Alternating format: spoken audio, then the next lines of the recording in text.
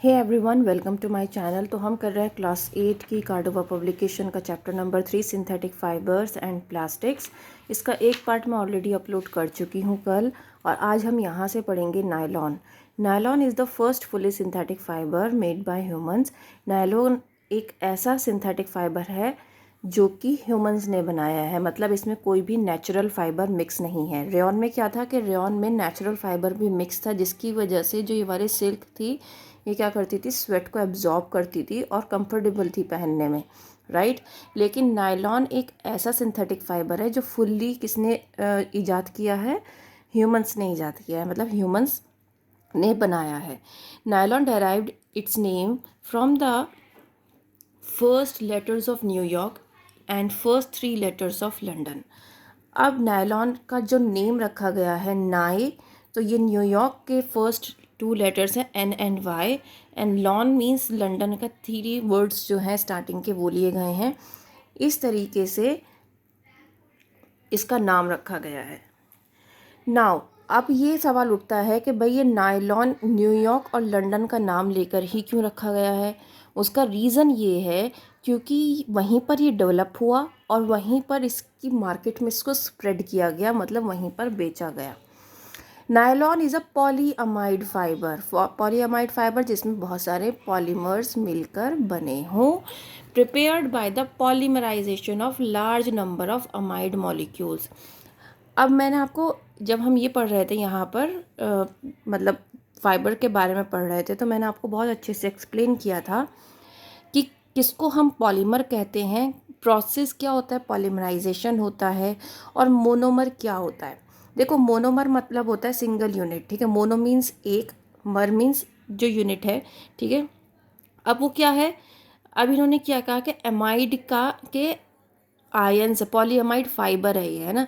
तो that means एक amide का आयन, फिर एक अमाइड का आयन जुड़ा, तो ऐसे करके जब बहुत सारे आयन जुड़ गए दैट मीन्स पॉलीअमाइड बन गया। पॉली मीन्स बहुत सारे अमाइड जुड़ गए, एक चेन बन गई। जो ये जुड़े हैं, जब हमने जोड़ा है तो ये क्या प्रोसेस था, पॉलीमराइजेशन का प्रोसेस था, जिसमें हम क्या कर रहे थे, छोटे छोटे जो उसके मोनोमर थे अमाइड के, उसको हम जोड़ के क्या बना रहे थे, एक लार्ज चेन बना रहे थे, पॉलीअमाइड फाइबर बना रहे थे, जिसको हम पॉलीमर भी बोलते हैं, ठीक है। Nylon is very strong, lustrous, highly elastic, extremely fine, light weight, easy to wash, wrinkle free, does not absorb water and is not attacked by fungi, moths, etc.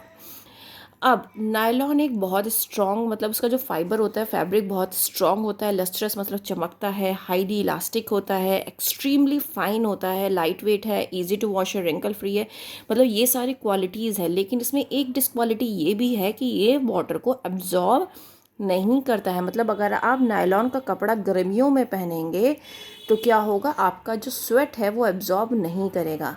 क्या आपको ये बात भी पता है कि ये कहा जाता है कि जब आप किचन में फायर के आसपास कोई काम कर रहे हैं तो आपको नायलॉन का कपड़ा नहीं पहन के जाना है। रीज़न क्या है, रीज़न ये है कि ये जो है आग बहुत जल्दी पकड़ता है, ठीक है। It remains insoluble in most of the common solvent. ये इनसॉल्युबल रहता है बहुत सारे सॉल्वेंट्स में, और ना ही जैसे फंगाई, मोथ्स वगैरह क्या है, जैसे आपने सुना होगा कि सिल्क में बहुत जल्दी कीड़ा लगता है ना, जो प्योर सिल्क होती है उसकी बात कर रही हूँ मैं। लेकिन अगर हम नायलॉन की बात करें, नायलॉन तो सिल्क नहीं है, तो इसलिए इसमें कीड़ा नहीं लगता है। अब नायलॉन के हम कुछ यूजेस पढ़ लेते हैं। Due to high tensile strength of the nylon fibre, it is use for making fishing nets, climbing ropes, parachute fabrics, strings for sports, rackets and musical instruments, bristles for toothbrush and paint brush. क्योंकि इसकी tensile strength, बर्दाश्त करने की क्षमता बहुत ज़्यादा है, तो इसी वजह से ये, मतलब ये काफ़ी टाइम तक रिटेन कर सकता है, होल्ड कर सकता है किसी भी चीज़ को, क्योंकि ये बहुत ज़्यादा स्ट्रॉन्ग फाइबर होता है, ठीक है।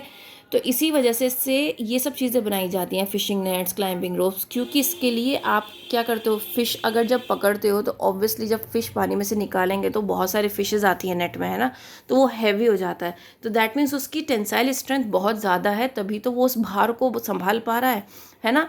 तो ये इसीलिए बताया गया है, ठीक है।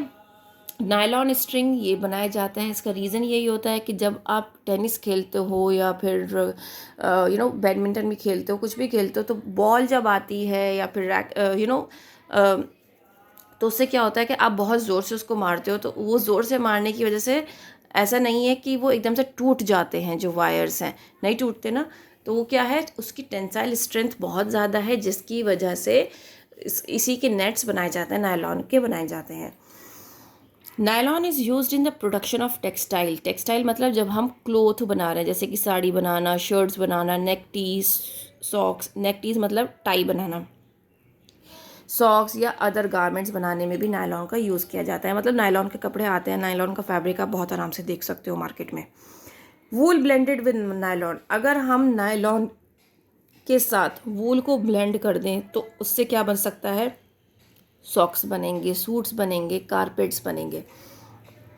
ठीक है। अब आपने देखा होगा कुछ ऐसे सॉक्स होते हैं जो कि पसीना एब्जॉर्ब नहीं करते, तो उसमें कहा जाता है भाई इस, या वो सस्ते सॉक्स होते हैं जिसमें नायलॉन के, भाई इसमें एक थ्रेड नायलॉन का भी है, दो थ्रेड अगर इसमें कॉटन के हैं तो एक थ्रेड नायलॉन का भी है। ये मार्केट में शॉपकीपर्स भी आपको कई बार कह कर देते हैं।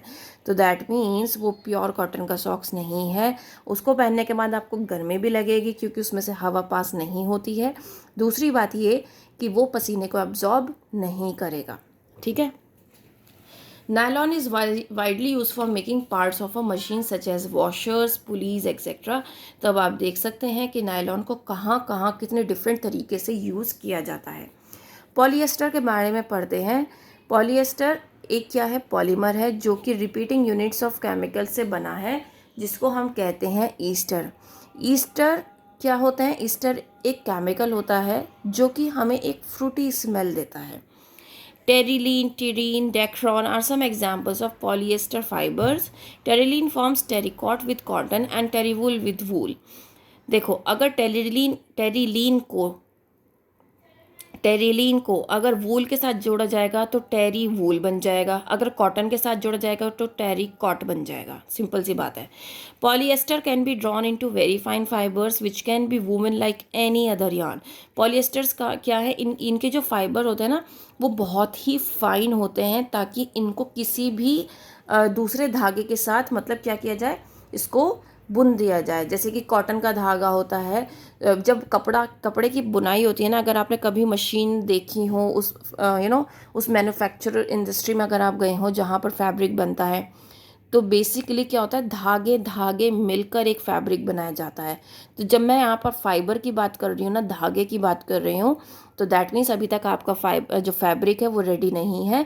तो हम अभी फाइबर की बात कर रहे हैं कि भाई वो एक धागा मिलेगा, एक धागा पॉलिएस्टर का होगा या फिर एक धागा वूल का मिला दो, तो क्या बन जाएगा, आपका एक अच्छा कपड़ा बनकर तैयार हो जाएगा। दैट मीन्स पॉलिएस्टर को आप किसी के साथ भी मिक्स कर सकते हैं, उसके धागे को, और वो आपको अच्छी बॉन्डिंग देता है।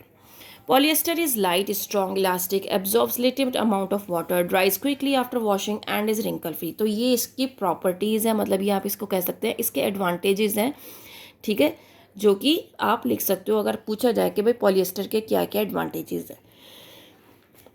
अगर हम यूजेस की बात करें पॉलिएस्टर की, तो पॉलिएस्टर फाइबर जैसे कि टेरिलीन है, मैन्युफैक्चरिंग के लिए यूज़ किया जाता है, साड़ी के, ड्रेस मटेरियल के, कर्टन्स के, और सेल बोट्स में सेल्स के लिए भी यूज़ किया जाता है। Polymer is use for making water hoses for fire fighting operations. Polyester is use for making conveyor belts. Terrycot is use for making shirts, trousers and other dress material. Terrywool is use for making suits. तो यहाँ पर ये कुछ इसके uses दे रखे हैं जो आप याद कर सकते हो। अब यहाँ पर आप एक देख सकते हो, ये एक एग्जांपल दिया हुआ है, पॉलीथीन टेरेफ्थैलेट, पीईटी। ठीक है, पीईटी की फुल फॉर्म ये आपको याद करनी है। फैमिलियर फॉर्म ऑफ पॉलिएस्टर, ये भी एक पॉलिएस्टर की फॉर्म है। Bottles made of PET are used in the industries for selling oils, soft drinks and other food articles. इस तरह की बॉटल्स आप देख सकते हो, ये किससे बनी होती है, पीईटी से। ये बहुत इंपॉर्टेंट हॉट क्वेश्चन हो सकता है, एक मल्टीपल चॉइस क्वेश्चन हो सकता है, आपसे पूछा जा सकता है कि वो जो हम कहते हैं ना प्लास्टिक की बॉटल है, बेसिकली वो प्लास्टिक नहीं, पॉलीथीन टेरेफ्थैलेट होता है। ठीक है। PET is used in making synthetic clothes which are easy to wash and are wrinkle free. PET is also used for making films, utensils and wires. तो ये आप अच्छे से पढ़ लेना क्योंकि ये इम्पॉर्टेंट पार्ट है। ये आपको क्योंकि बुक में गिवन है तो आपसे एक क्वेश्चन पूछा जा सकता है, right. Next we have acrylic fibres. Acrylic fibres कौन से होते हैं? एक्रिलिक फाइबर सिंथेटिक फाइबर होते हैं जो कि पॉलीमर से बने होते हैं, पॉलीएक्राइलोनाइट्राइल से। एक्रिलिक फाइबर किससे बने होते हैं? पॉलीएक्राइलोनाइट्राइल से। ये क्या होता है? ये हमें कैसे मिलता है?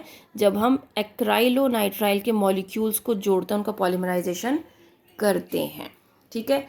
आपको ये पता होना चाहिए एक्रिलिक फाइबर्स कैसे बनते हैं और पॉलिएस्टर कैसे बनता है, नायलॉन कैसे बनता है, किसके पॉलीमराइजेशन से क्या बनता है, ये आपको पता होना चाहिए। ये इंपॉर्टेंट चीज़ है इसमें, ठीक है।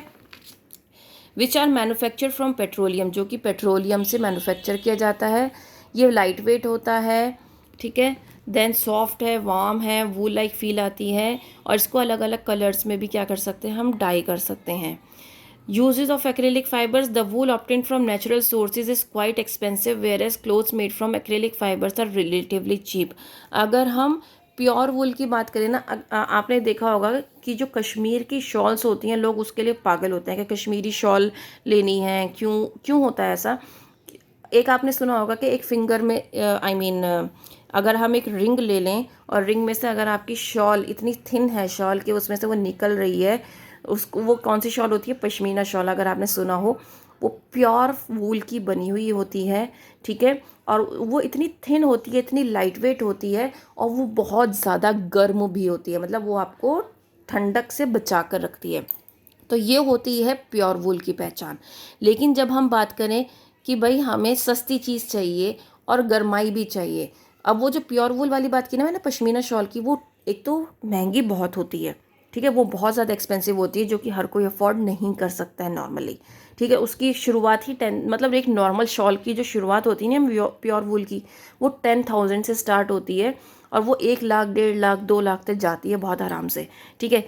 10,000 मैं वो बता रही हूँ जो बिल्कुल लो, मतलब जो आपको नॉर्मली पसंद नहीं आएगा और जो मतलब प्योर पश्मीना नहीं होगा, वो उसमें मिक्स होगा 10,000 वाली में। प्योर पश्मीना आपका स्टार्ट हो जाता है 30 के बाद स्टार्ट होगा, ठीक है। 30 या 50 के बाद ही स्टार्ट होता है मोस्ट ऑफ द टाइम।